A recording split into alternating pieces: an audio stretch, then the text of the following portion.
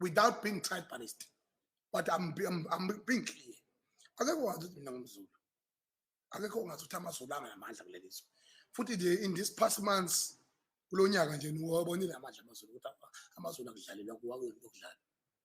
Ngizachaza into eyiningi. Malema akawazisa kahle amaZulu. Uyawenyanya. Uyawapretenda Malema. And unyanya abantu abarongeke Malema. Julius Malema we-EFF unyanya abantu abarong. Awukwazi unyanya amaZulu. Because thina asona iphukuphuku. Uma ngabe usiphilela siyakubona. Futhi uma ngabe upretentious siyakubona.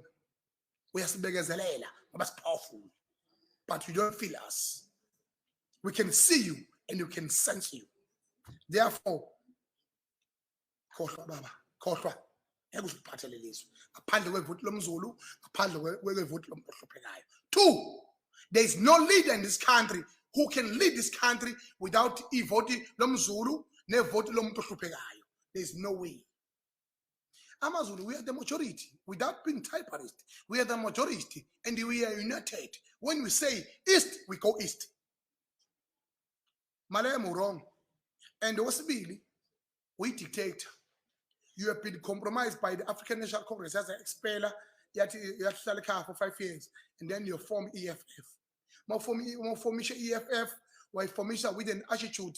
You will kulisa, kodwa manje, fanele ngabe ngendlela owaqindezelwe ngayo ku-ANC.